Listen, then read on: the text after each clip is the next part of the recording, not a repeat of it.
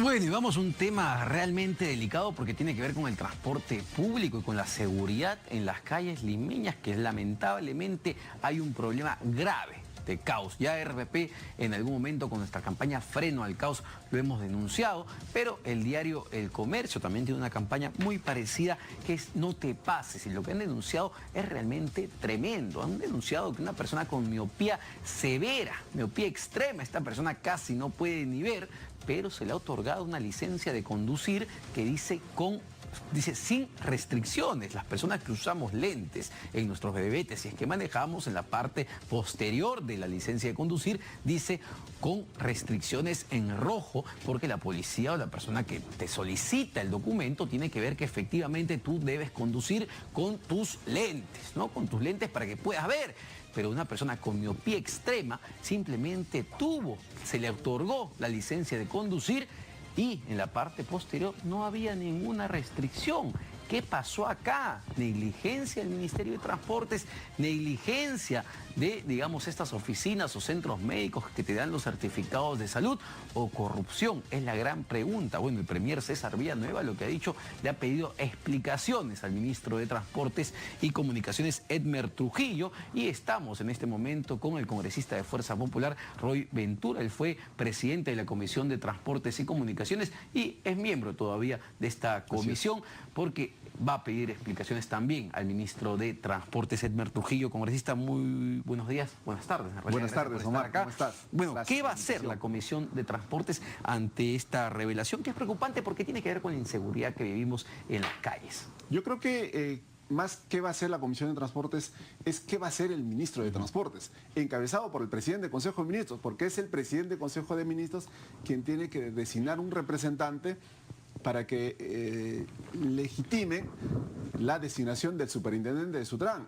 No tenemos ahorita superintendente de Sutran, quien tiene que fiscalizar a las escuelas de conductores, a los centros médicos, y es el primer representante, el presidente del Consejo de Ministros, quien está en toda la potestad de poder encargar en una persona la responsabilidad de presidir Sutran.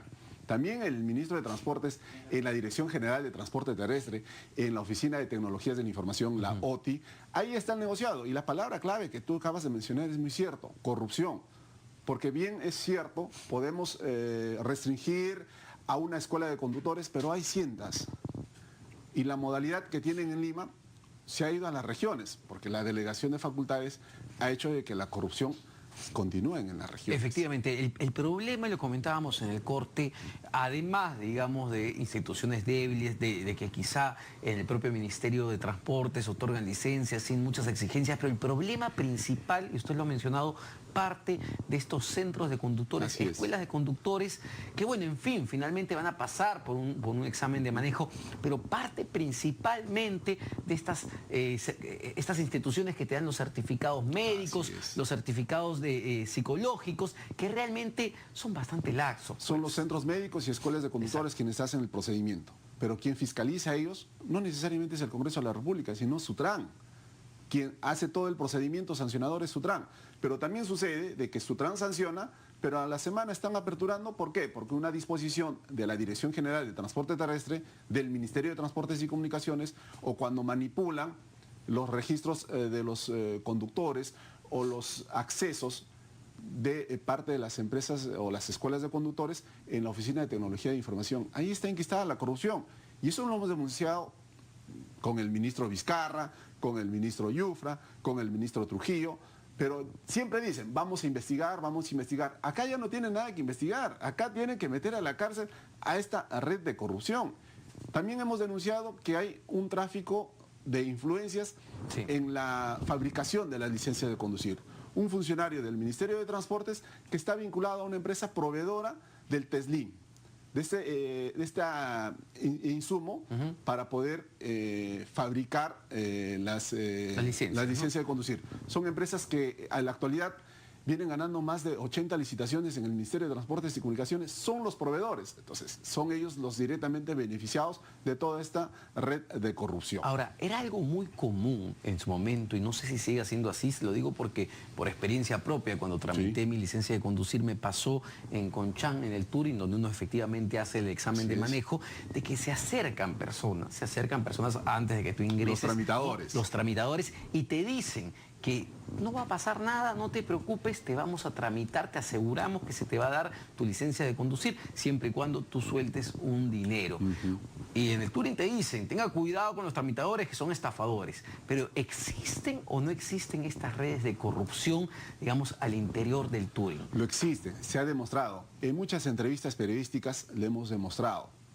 Y ahora, al ver que han mejorado un poco los filtros, han elevado la tarifa. Ya no es 250 para obtener la licencia de conducir, ahora es 1.800, 1.200. ¿Qué es lo que pasa también? Que esta red se ha ido a las regiones. Ejemplo, Cerro de Pasco. En Cerro de Pasco en 3 horas sacas una licencia de conducir. Están coludidos desde la ventanilla del Banco de la Nación hasta la obtención de la licencia de conducir. O sea, la cajera del Banco de la Nación recibe 15, 40, 80 pagos, y ni siquiera está presente las 80 personas. Pero todo eso pasa por un filtro de supuesta evaluación, porque vienen con el certificado médico, vienen con la evaluación de la Escuela de Conductores, y lo que hacen en Pasco es tramitar. ¿Quién fiscaliza eso? Sutran. ¿Quién fiscaliza eso? El Ministerio de Transportes. Pero no, pues todos están de parte de la corrupción. ¿Van a solicitar la presencia del ministro de Transportes en la comisión de Transportes? Sí, vamos a solicitar la presencia y que nos dé respuestas claras. ¿Qué funcionarios asumen su responsabilidad? ¿A cuánto se está denunciando? Por ejemplo, también desde la fábrica de papeletas en Sutran. Hasta ahorita no tenemos respuestas claras de la fábrica de papeletas. Hasta ahorita no podemos encontrar a los responsables también de cómo era el tráfico de las escuelas de conductores. Porque aprobabas, sí o sí tenías que aprobar. Tenías problemas visuales, tenías problemas físicos, pero tenías tu licencia de conducir. Y además de eso, y eso se denuncia absolutamente todas las semanas, conductores de transporte público, que es lo más peligroso porque llevan pasajeros, con papeletas, con 10, 15 papeletas, con deudas de 30.000, 50.000 soles. Estas denuncias se hacen constantemente. Es decir, ¿cómo puede una persona con 15 papeletas, con 20 papeletas, seguir manejando un transporte público? Las leyes están dadas, solo falta la persona que nos pueda hacer cumplir. Y ahí es el ente rector, el Ministerio de Transportes, la Dirección General de Transporte Terrestre, la Superintendencia de Transportes de Carga y Mercancías, Sutran, quien tiene que hacer una labor ya de acusar. Tienen Contraloría, tienen sus órganos de control interno, pero no, pues están haciendo ese trabajo. ¿Por qué? Porque posiblemente toda esta red de corrupción, toda esta mafia, está enquistada en uno u otro ambiente del Ministerio de Transportes. Por eso que hemos pedido la reorganización total de todo el procedimiento de obtención de licencias de conducción. Esto tiene que ver también, o va a ir de la mano con lo aprobado recientemente la semana pasada el Congreso de la República, la Autoridad Autónoma del Transporte, ¿no? Este órgano que va justamente a velar, digamos, o reorganizar todo el tema del transporte público en Lima y Callao. Esto tiene que ir de la mano también justamente con los filtros y mejorar los mecanismos para otorgar licencias de conducir, ¿no? Por eso cuando pedíamos también al Ministro de Transportes que se haga una nueva evaluación a todos los que tenemos licencia de conducir.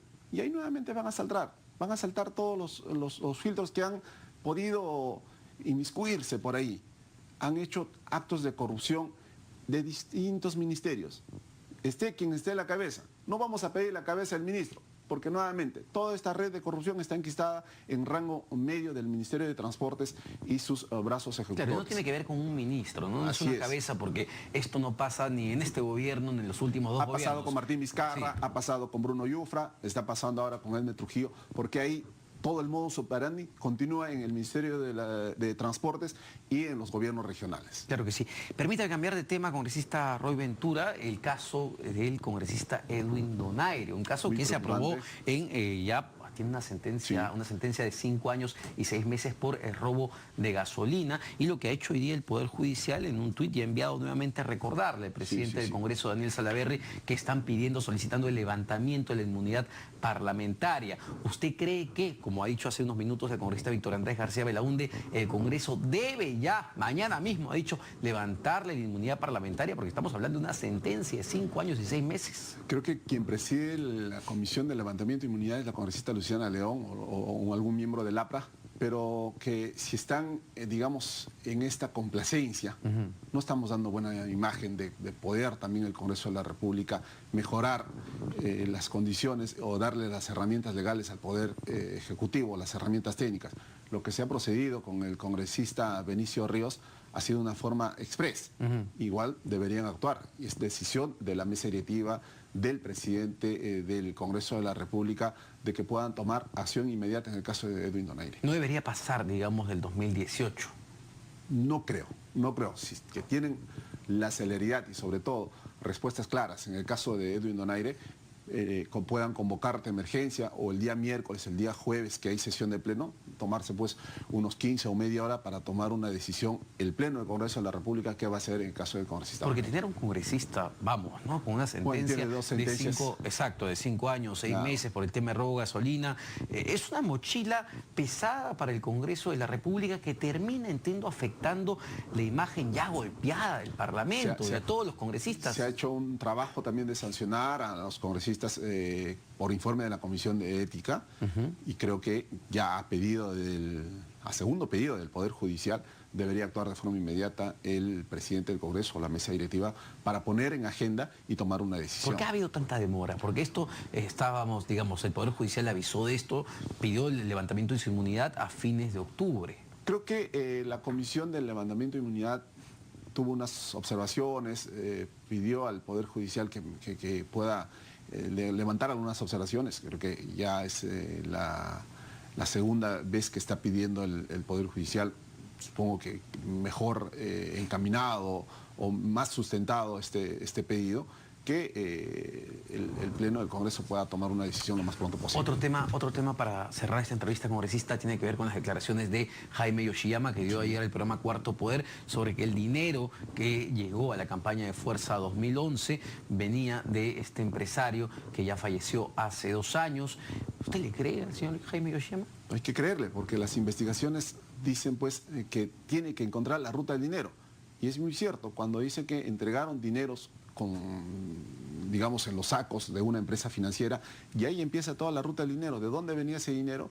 Si es que pertenecía a esta persona, y la palabra del señor Yoshiyama tendrá que ser demostrada en juicio.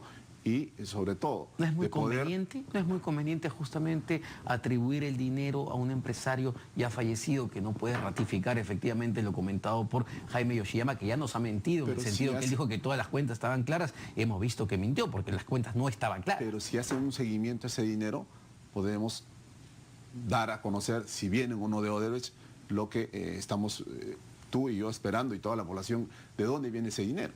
Si se demuestra que ha mentido en el caso de que la plata llegó de este empresario, ¿no cree que le termina haciendo más daño no solamente a Keiko Fujimori, sino a Fuerza Popular? No creemos que podamos llegar a extremos, no hay que adelantar juicio, pero hay que pedir que el Ministerio Público, el Poder Judicial, haga su trabajo sin presión mediática de uno u otro poder del Estado, sino darle todas las condiciones a las siguientes instancias del Poder Judicial que puedan tomar una decisión en bien de respetar el debido procedimiento y sobre todo los derechos constitucionales. Perfecto, congresista Roy Ventura. Permítanme unos minutos. Claro que sí, congresista. El día de mañana mi región de Pasco está celebrando 74 años de creación política. Un fuerte abrazo a la provincia de Oxapampa, Pasco y Daniel Alcides Carrión en su 74 aniversario. Perfecto, congresista, y esperemos que se tomen desde la Comisión de Transportes del Congreso de la República medidas ante esta grave denuncia de los filtros que no se están cumpliendo en el Ministerio de Transportes para otorgar licencias de conducir. Nos vamos a una pausa, no se vaya porque volvemos con más.